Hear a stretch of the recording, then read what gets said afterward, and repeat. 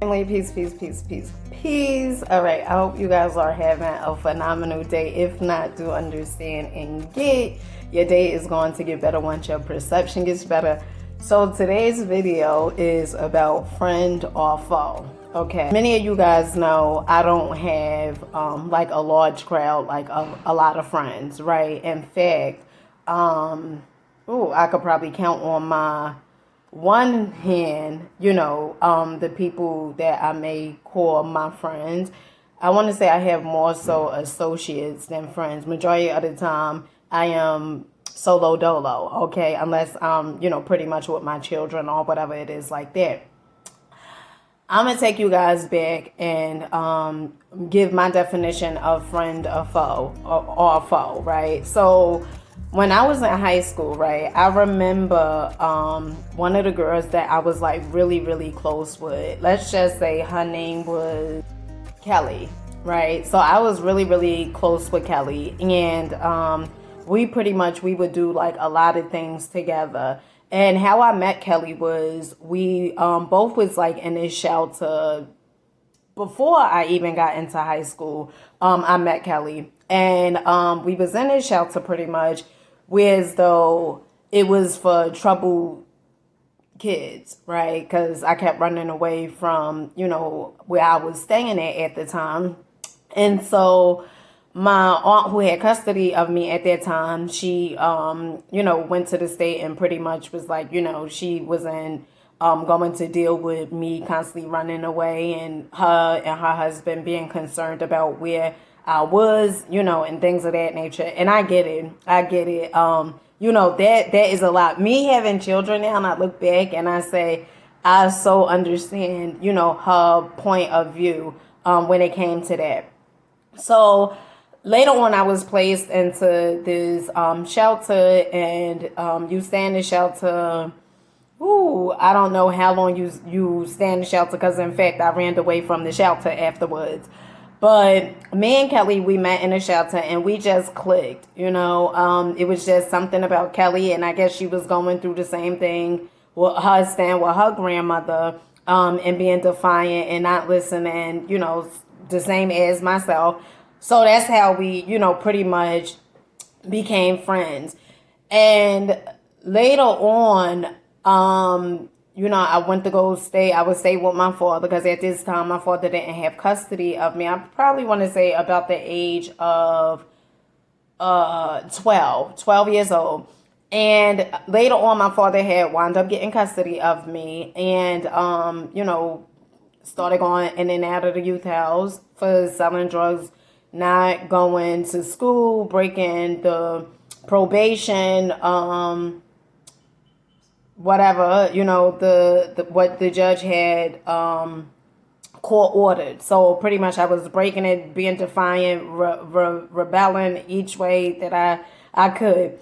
And so Kelly wound up in a youth house too. And it seemed like everywhere I was, it seemed like Kelly, she later on will wind up there, right?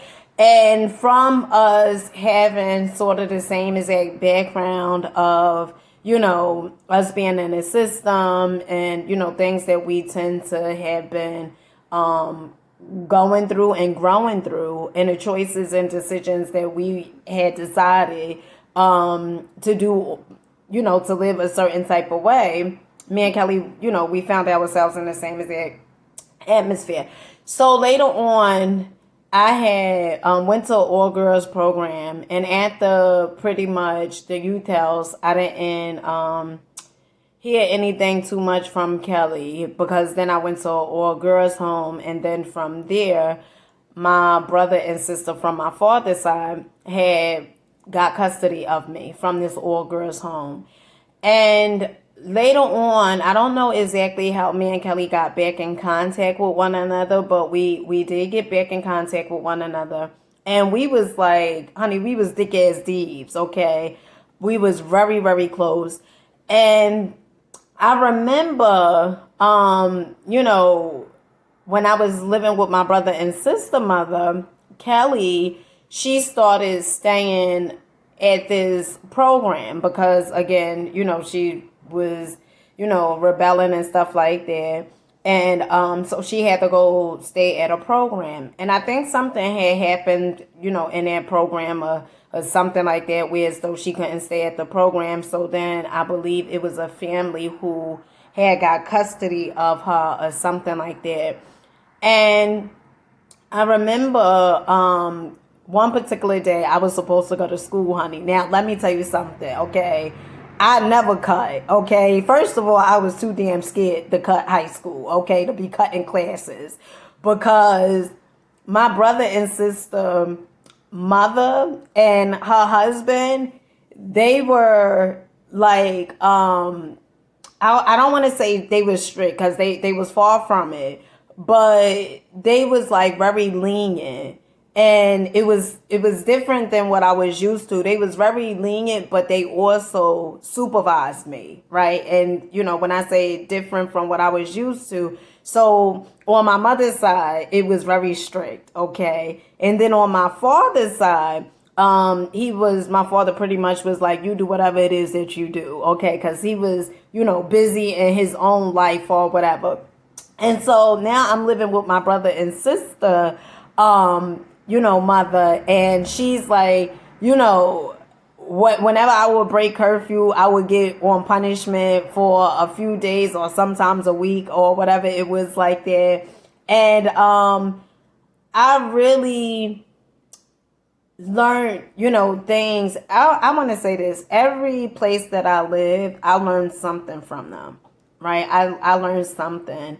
And I like to say life is always teaching us something. And the people that we become friends with is because we are on the same exact frequency as them, right? And so, like I said, with me and Kelly, we always winded up in the same exact place because we was on the same exact frequency. Rebellious, very defiant,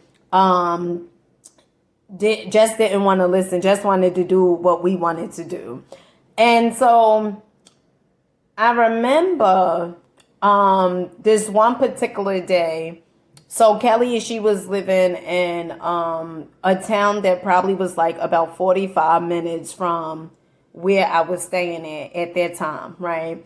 And she had wound up getting kicked out of there too. And she had asked if she could stay with my brother and sister, mother, and the husband. And my brother and sister, mother said they agreed. But then it was something that had happened. And then later on, Kelly was asked to leave. And it was nothing that she did.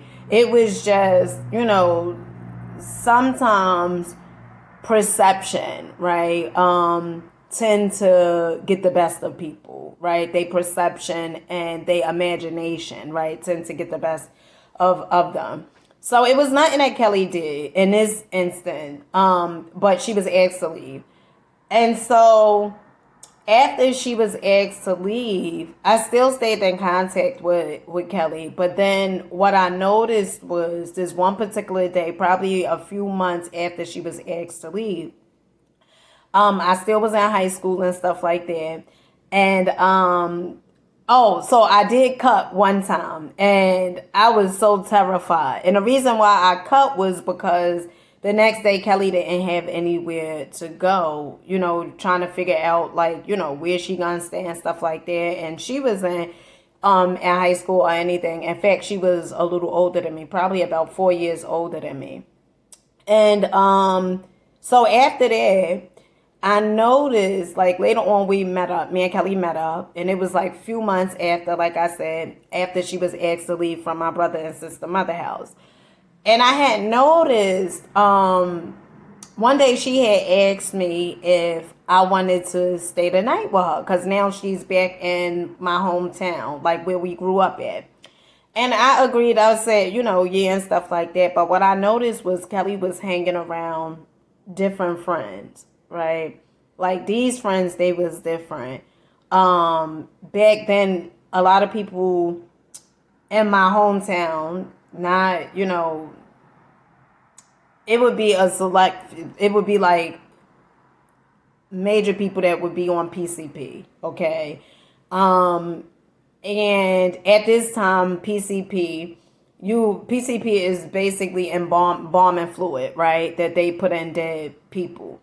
But a lot of people was smoking it at this time. And I was scared. Like, I'm still scared of drugs, okay? Because I had tried weed, honey, and weed didn't sit well in my system, okay? Paranoid, honey, feeling like I'm stuck, okay?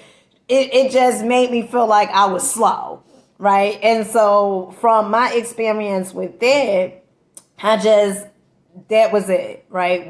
That's it.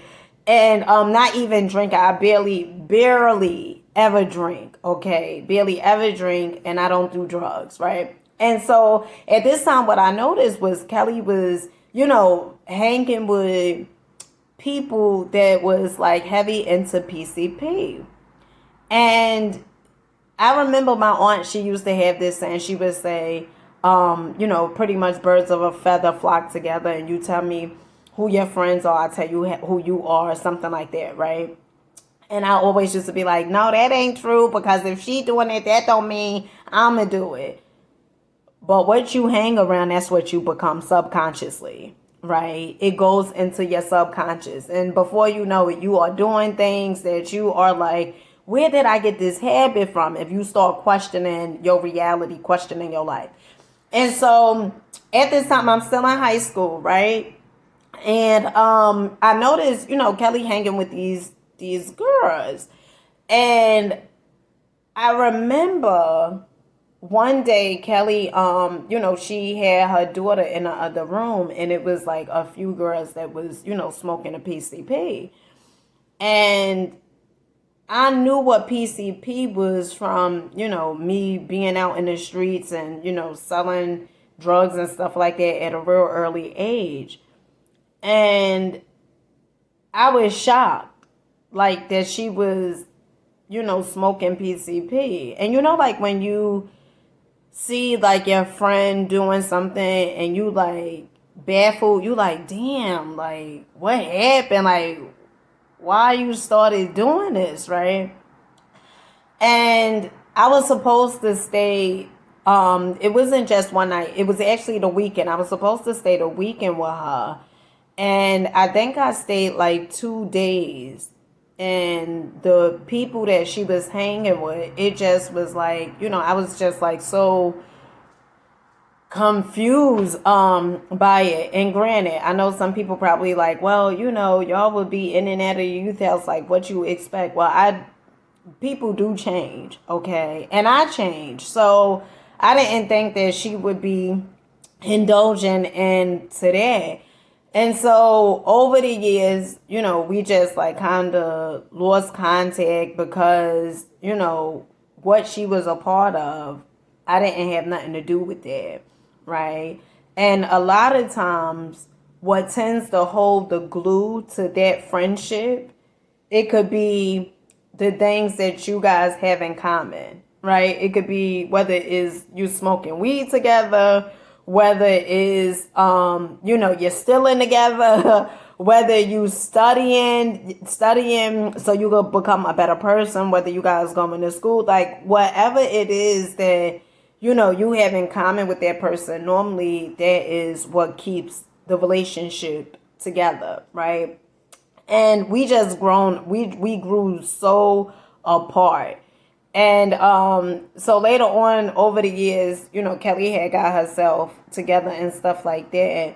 And I wanted to really do a video to the person that has a friend, right? Or probably start questioning that friendship. Let me tell you something. A friend is not going to be putting you down, okay? That's one. A friend is not going to be telling you, try this drug or whatever it is like that. They are not going to do that. If they really your friend, they're not going to do that. A friend is going to hold you accountable, okay? For instance, you may say, well, I want to start that business. I have a dear friend, and I remember when she told me like she wanted to open her business. And I said, all right, so open it. And one of the things she started coming up with excuses like, I don't know the business name. And I said, you allowing a name to stop you from opening a business?